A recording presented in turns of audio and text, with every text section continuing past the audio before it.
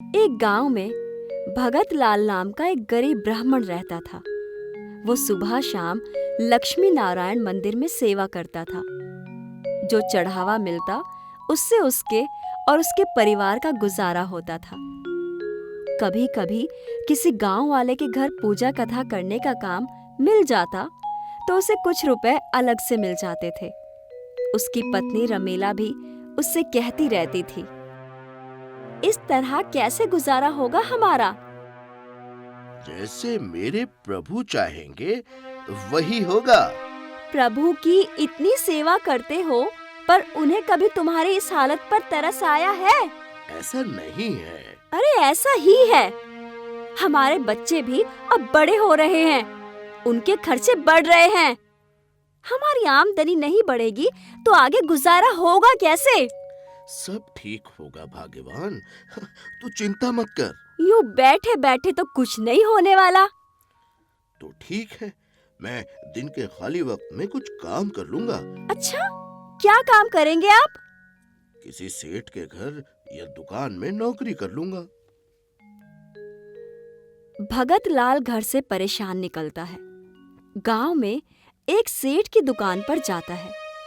दूर खड़े रहकर देखता है। सेठ जी की दुकान में ग्राहकों का आना जाना लगा रहता है।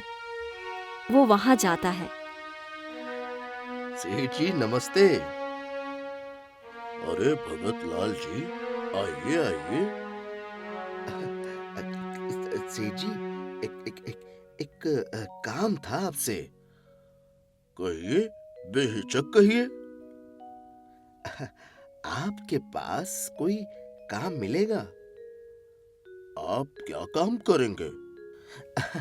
आपकी दुकान में कोई भी काम।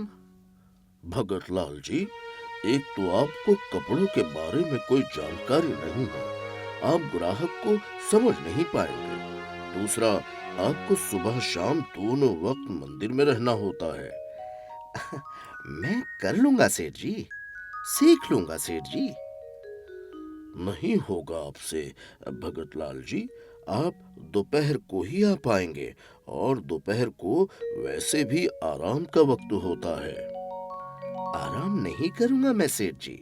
लेकिन अब तो वैसे भी ग्राहक नहीं आते। माफ कीजिए, मैं कुछ देर के लिए ही केवल आपको नौकरी नहीं दे सकता। भगत लाल वहां से निराश होकर निकल जाते हैं। वो गांव के दूसरे सेठ की दुकान पर जाते हैं, परंतु उन्हें कहीं भी आधे दिन के लिए काम नहीं मिलता। वो मंदिर जाकर बैठ जाते हैं। हे नारायण, इस गरीबी से मुक्ति दीजिए मुझे। वो लक्ष्मी नारायण जी की मूर्ति के सामने फूट फूट कर रोने लगते हैं। तभी उन्हें एक आवाज सुनाई देती है।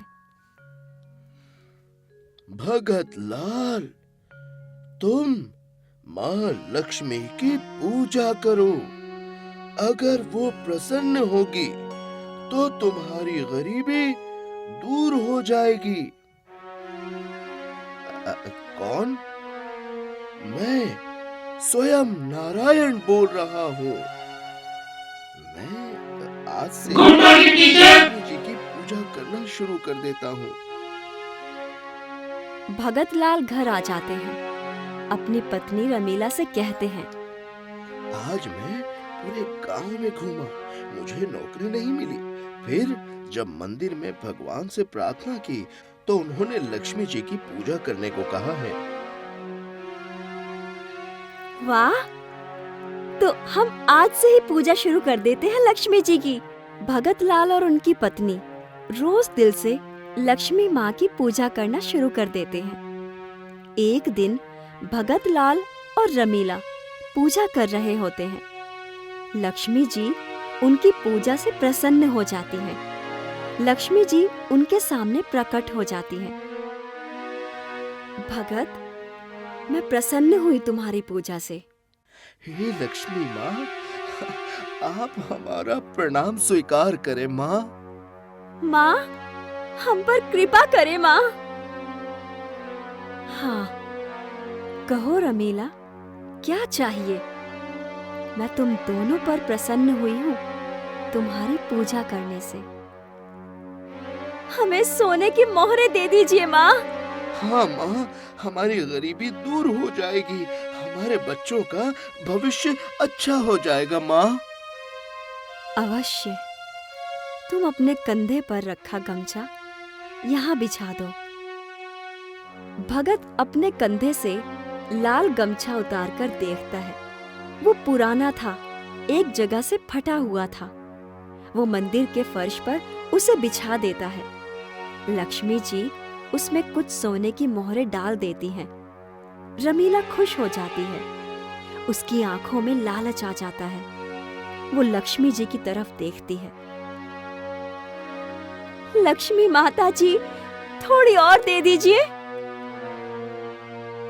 लक्ष्मी जी रमीला को देखकर और थोड़ी मोहरें दे देती हैं। रमीला और खुश हो जाती है और कहती है, थोड़ी और दे दीजिए लक्ष्मी माता, हमारे बच्चों के भविष्य के लिए दे दीजिए माँ, कृपा कीजिए। इतनी बहुत है, थोड़ी और माँ, बस थोड़ी और कृपा कर दीजिए माँ। देती हूँ, पर तुम्हें कह देती हूँ कि तुम्हारे घर पहुँचने तक रास्ते में इनमें से एक भी गिरनी नहीं चाहिए। अगर एक भी सोने की मोहर इसमें से गिर गई तो तुम्हारे घर पहुँचने से पहले बाकी सारी मोहरें वापस मेरे पास आ जाएंगी। नहीं गिरेंगी माँ, आप बस दे दीजिए।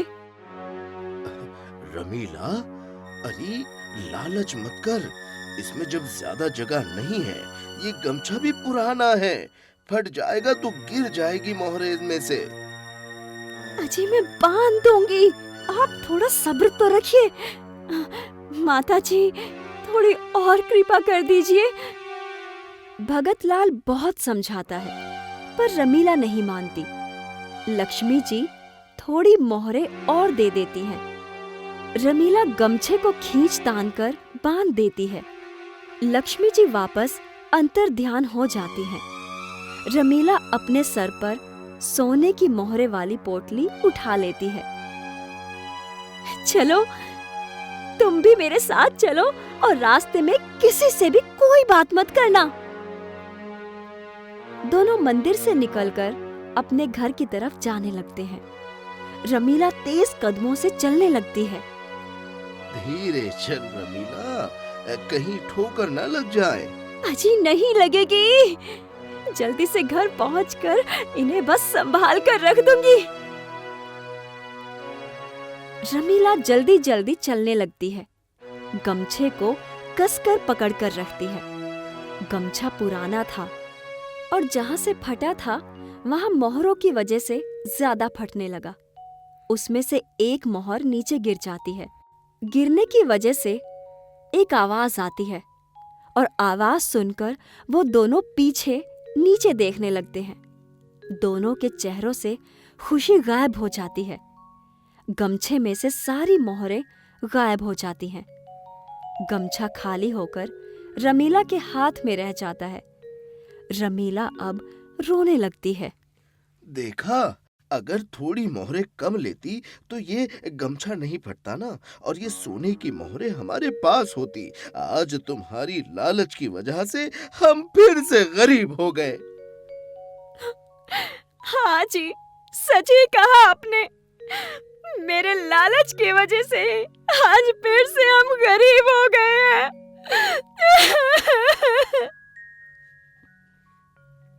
भगत लाल और रमीला उदास होकर वापस अपने घर की तरफ जाने लगते हैं। एक औरत अपने 2 बेटों के साथ रहा करती थी, जिसमें से बड़ा बेटा हरीश और दूसरा बेटा प्रकाश था। प्रकाश स्वभाव से मंद बुद्धि था, जिस कारण वो कोई काम काज को नहीं कर पाता था। अपने पति के कुछ काम धंधा न करने के कारण उसकी पत्नी रोहिणी को घर का सारा काम करना पड़ता था और वो बेचारी चुपचाप घर का सारा कामकाज संभाल लेती थी। तो वहीं घर की भाग दौड़ बड़े बेटे हरीश के हाथों में होने के कारण बड़ी बहू सुनीता का घर में काफी सम्मान होता था। यहाँ तक कि मंजू भी अपनी छोटी बेटी बहू के साथ भेदभाव किया करती थी। रोहिणी बचपन से ही वैभव लक्ष्मी की पूजा पाठ किया करती थी और उनकी परम भक्त थी। जी सुनते हैं, आज शुक्रवार है। आज मैंने पहली बार वैभव लक्ष्मी का व्रत उठाया है।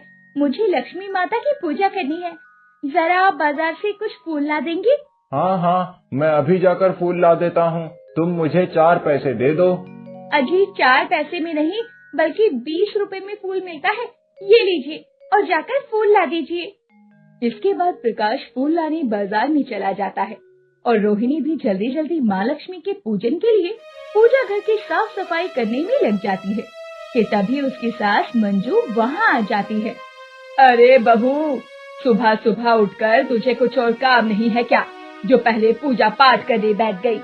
माँ जी, आपको तो पता है ना, आज शुक्रवार है। मैंने वैभव लक्ष्मी का व्रत रखा है, इसलिए मैं पूजा घर की साफ सफाई कर रही थी।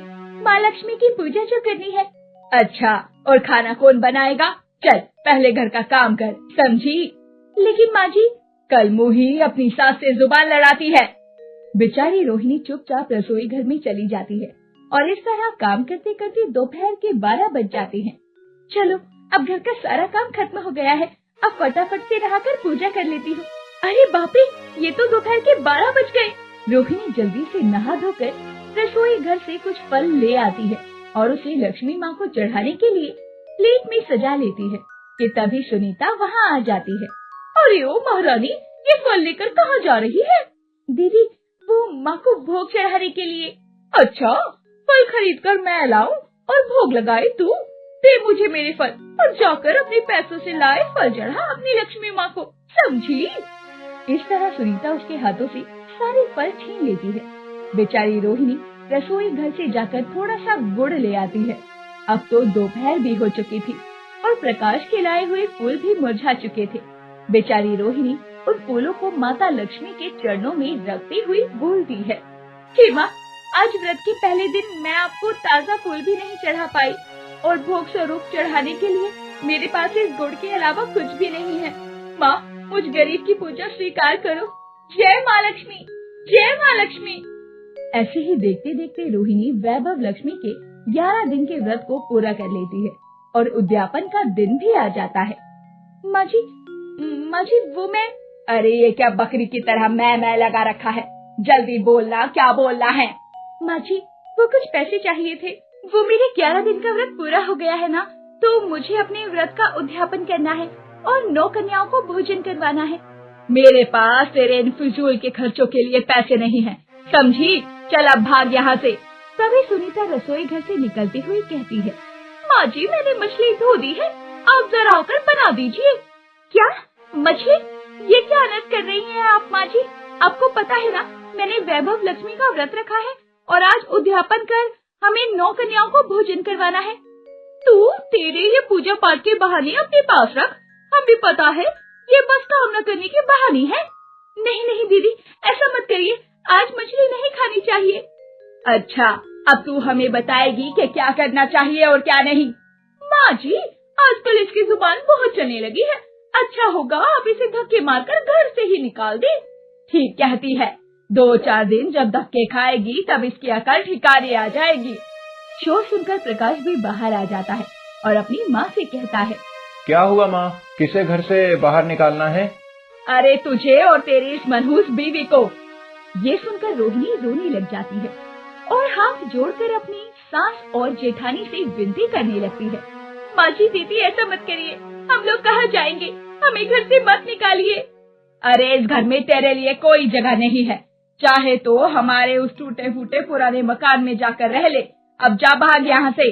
इसके बाद रोहिणी अपने पति प्रकाश और बेटी सोनू के साथ पुराने घर में रहने चली जाती है। सुनो जी, आज उद्यापन भी करना है और मुझे कन्या भोजन करवाना है। आप एक काम कीजिए, ये कुछ गहने हैं जो मैंने बचा कर रखे थे, इसे बेचकर जो पैसे मिले लेते आइए, उन पैसों से हम कन्या भोजन का सामान ले लेंगे। इसके बाद प्रकाश उन गहनों को लेकर एक सुनार के पास जाता है और उन्हें बेचकर कुछ पैसे ले लेता है। जब वो सुनार की दुकान पर गहने बेच रहा था, तब 2 चोरों की नजर उस पर पड़ती है। प्रकाश को दुकान से बाहर आते देखकर वो दोनों चोर उसका पीछा करने लगते हैं और वो चोर सुनसान सी जगह देखकर उसे टोकती है। अरे भैया, टाइम क्या हुआ है? वो मेरे पास घड़ी नहीं है भैया। अच्छा अच्छा, बड़े खुशी दिखाई दे रहे हो, क्या बात है भैया, जरा हमें भी बताओ। भाई, वो आज मेरी पत्नी वैभव लक्ष्मी के व्रत का उद्यापन करने वाली है। मेरी पत्नी आज 9 कन्याओं को भोजन कराने वाली है। उसके गहने बेचकर ये कुछ पैसे मिले हैं। हम इससे भोजन का सामान लाएंगे और कन्या भोज कराएंगे। इसके बाद वो दोनों चोर प्रकाश के सारे पैसे जबरदस्ती छीन लेते हैं और भाग खड़े होते हैं। अरे अरे भाई, मेरे पैसे मुझे वापस दे दो। रोहिणी मेरा इंतजार कर रही होगी। अब हम कन्या भोजन कैसे कराएंगे? हमारे पास तो पैसे भी नहीं है। और फिर प्रकाश जोर जोर से रोने लगता है। हे माँ लक्ष्मी, ये सब क्या हो गया? घर पहुँचते ही रोहिणी उससे कहती है, सुनो जी, पैसे ले आए क्या? दीजिए, कन्या भोजन का समय हो रहा है, मैं जल्दी से भोजन का सामान ले आती हूँ। ये सुनकर प्रकाश रोने लग जाता है और रोहिणी से कहता है, वो पैसे तो नहीं है। पैसे नहीं है मतलब? मैंने तो आपको गहने दिए थे ना, उसे बेचकर पैसे तो मिले होंगे ना? वो पैसे तो मिले थे, लेकिन कुछ लोग जबरदस्ती मुझसे पैसे छीन कर ले गए। सारे पैसे चोरी हो गए। क्या? हे लक्ष्मी माँ, ये मेरी किस्मत में क्या लिखा हुआ है? पहले घर गया और अब जो बचे कुचे गहने थे वो भी चले गए। अब मैं कैसे कन्या भोजन करवाऊंगी और अपने व्रत को पूरा कर पाऊंगी? इसके बाद रोहिणी माँ लक्ष्मी का नाम लेकर रोने लग जाती है। अपने भक्त के साथ इतना अन्याय होते देखकर माँ को उस पर तरस आ जाता है और फिर माँ लक्ष्मी अपना चमत्कार दिखाती है। रोहिणी और प्रकाश दोनों माथे पर हाथ रखे चिंता में बैठे थे कि तभी सोनू गेंद खेलता हुआ घर के अंदर आता है और उसकी बॉल एक बक्से से जाकर टकरा जाती है। अरे, मेरी बॉल कहाँ गई? अच्छा, तो यहाँ है मेरी बॉल। अरे, ये बक्सा कैसा है? माँ, ये बक्सा तुम लेकर आई हो क्या? सोनू के बुलाने पर वो दोनों उसके पास आते हैं।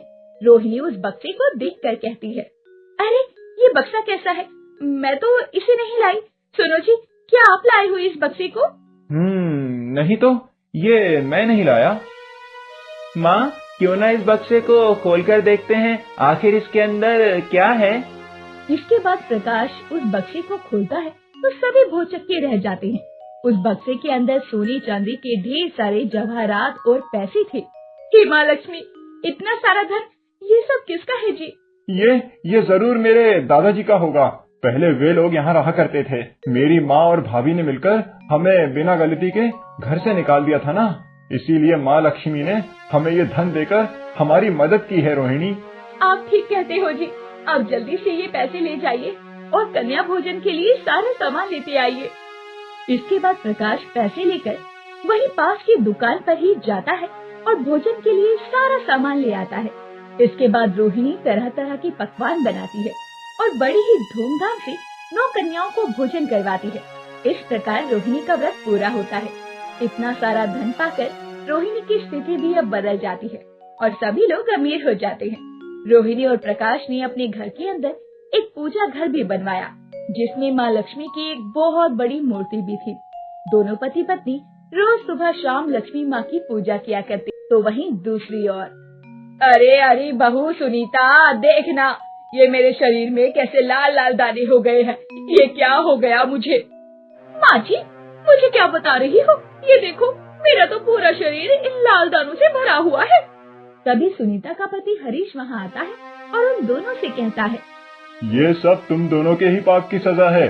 तुम दोनों ने मिलकर बेचारी रोहिणी को उसके व्रत के दिन घर से निकाला था ना, ये सब उसी का परिणाम है। माँ लक्ष्मी का प्रकोप तुम लोगों पर बरसा है। अब भुगतो अपने किए की सजा। दोनों अपनी गलती की क्षमा मांगने फौरन माँ के मंदिर में जाते हैं और माँ लक्ष्मी के आगे बोलते हैं, हमें माफ कर दो लक्ष्मी माँ, हमें क्षमा कर दो, हमें माफ कर दो माँ, हमसे भारी भूल हो गई। दोस्तों, एक दिन की बात है। देवी लक्ष्मी और देवी पार्वती आपस में बैठकर बातें कर रही होती है। पार्वती, ये मनुष्य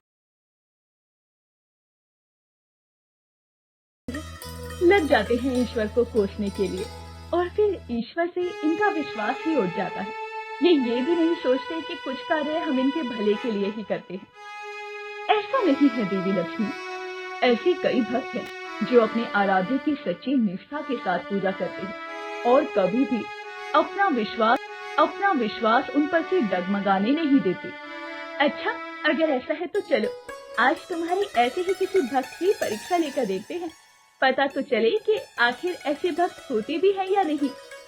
देवी लक्ष्मी के कहने पर माता पार्वती अपने एक भक्त की परीक्षा लेने के लिए तैयार हो जाती है, क्योंकि वो दोनों ये देखना चाहते थे कि सच में कोई भक्त उनकी पूजा करना छोड़ देता है या उन पर विश्वास रखता है। हे माता रानी, मैंने जब से होश संभाला है केवल और केवल आपकी ही आराधना की है। दुख हो या सुख हो, मैंने कभी आपसे कोई शिकायत नहीं की है। बस इसी तरह से मेरे साथ रहना मेरी माँ, मेरी यही कामना है। आप मेरे साथ होंगी तो मेरे सारे काम खुद ब खुद संपन्न हो जाएंगे। जय हो माता की।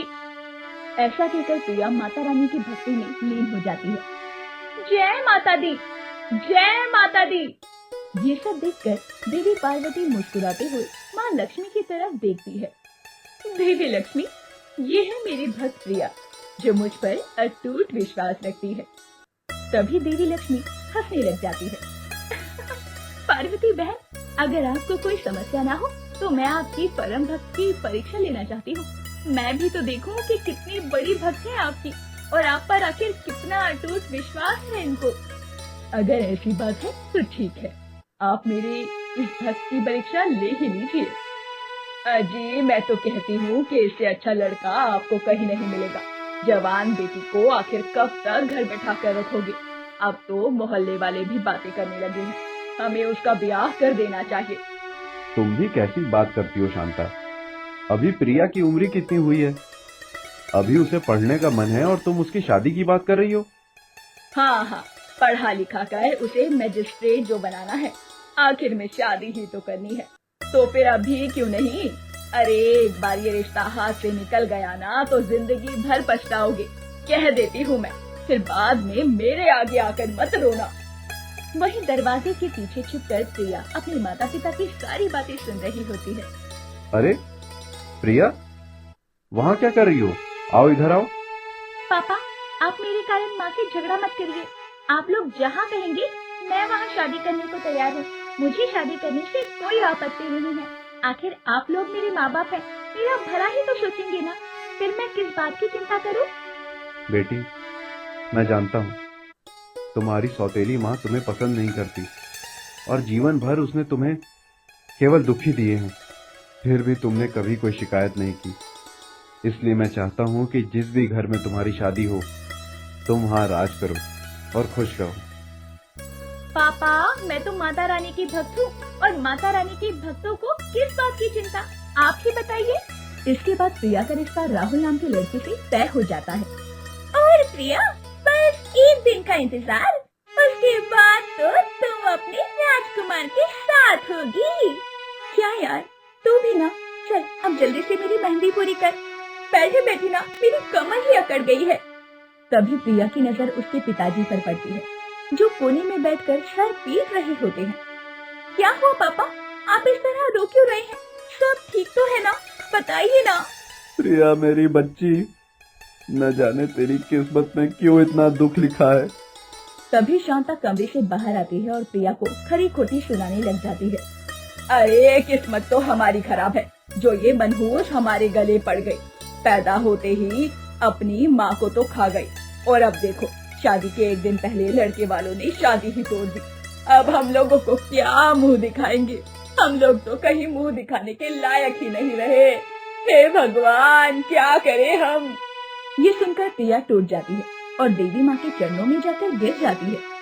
माँ, मुझे पता है कि आपने जरूर मेरे लिए इससे भी अच्छा वर सोच रखा होगा, तभी तो ये शादी टूट गई ना। मुझे आपसे कोई शिकायत नहीं है माँ, आपसे कोई शिकायत नहीं है। मैं जानती हूँ आप कभी भी अपनी बच्ची का बुरा नहीं चाह सकती। अगली सुबह रोजाना की तरह प्रिया सुबह उठकर फिर से माता रानी की पूजा आराधना में लग जाती है। प्रिया, मैं और तुम्हारी माँ एक जरूरी काम से बाहर जा रहे हैं, तुम अपना ध्यान रखना। और हाँ, सो मत जाना। मेरे आने से पहले घर का सारा काम निपट जाना चाहिए, समझी ना तुम भी ना कभी नहीं सुधरोगी। अब चलो भी। उन दोनों के जाने के बाद प्रिया घर का सारा काम जल्दी जल्दी निपटा लेती है, लेकिन अचानक ही बिस्तर पर पड़े पड़े उसकी आंख लग जाती है और काम करने की जल्दी में प्रिया अपने घर का दरवाजा ठीक से बंद करना ही भूल जाती है। मौके का फायदा उठाकर एक चोर प्रिया के कमरे में घुस आता है और घर का सारा सामान चुराकर भाग जाता है। जैसे ही शांता आती है तो फिर वो चिल्ला पड़ती है, अरे हाय राम, ये क्या हो गया? अरे करमजली, तू क्या घोड़े बेचकर सो रही थी? उधर चोर घर का सारा सामान लूट कर ले गए। शांता की आवाज सुनकर प्रिया तुरंत उठ खड़ी होती है। माँ, ये सब क्या हो गया? पता नहीं मेरी आँख कैसे लग गई। मैं तो घर का काम काज निपटा कर बस बैठी ही थी। अरे एक तो तेरी वजह से घर में चोरी हो गई और अब तू अपना दोष भी नहीं मान रही। ठहर जा, तुझे तो आज मैं बताती हूँ। उसके बाद वो वहीं पास में रखी हुई छड़ी से उसे जोर जोर से पीटने लग जाती है। अरे भाग्यवान, क्या कर रही हो? इसे मार ही डालोगी क्या? माता रानी की कसम माँ, मुझे नहीं पता कि कैसे मेरी आँख लग गई। ये सब मैंने जानबूझकर नहीं किया। अरे दिन रात माता रानी करती रहती है। अगर तेरी भक्ति में इतनी ही शक्ति होती तो आज तेरे साथ इतना बुरा तो नहीं हो रहा होता ना। इसका ये मतलब हुआ कि तेरी माता रानी को भी तू मनहूस ही रखती होगी। प्रिया पूजा घर में जाकर जोर जोर से रोने लग जाती है। हे माता रानी, आप माँ की बातों का दुख मत मनाइए। वो तो बस यूं ही कुछ भी कहती रहती है। मुझे आपसे कोई शिकायत नहीं, क्योंकि मैं जानती हूँ कि समय से पहले और भाग्य से ज्यादा किसी को कुछ नहीं मिलता। बस आप सदैव मेरे साथ रहना। जय माता दी। ये सब कुछ देखकर देवी लक्ष्मी की आंखों में आंसू आ जाते हैं और वो देवी पार्वती के आगे हार मान लेती है। अगली सुबह संतोष को लड़के वालों का कॉल आता है। हरी सुनती हो? लड़के वालों ने प्रिया से शादी के लिए प्रस्ताव भेजा है और अपनी भूल की माफी भी मांगी है। ये खबर सुनकर प्रिया की आंखें चमक जाती है। तभी संतोष के घर एक पुलिस वाला आता है। अचानक यूं सब कुछ ठीक होता देखकर प्रिया समझ जाती है कि ये सब करके माता रानी ने उसकी परीक्षा ली है और माता रानी के प्रति उसकी श्रद्धा और भी ज्यादा बढ़ जाती है। हे माँ, मैं जानती थी कि आप अपनी बच्ची के साथ में कभी भी कुछ गलत नहीं होने दे सकती, इसीलिए देखिए आपने सब कुछ ठीक कर दिया। आप बस अपनी भक्त की परीक्षा ले रही थी और देखिए आपके भक्त भी उस परीक्षा में पास हो गए और आपने जितना लिया उसे दुगना लौटा दिया। बाद में प्रिया की शादी उसी लड़के से हो जाती है और हर सुबह की तरह प्रिया के ससुराल में भी अब जय माता दी के नारे गूंजने लगते हैं।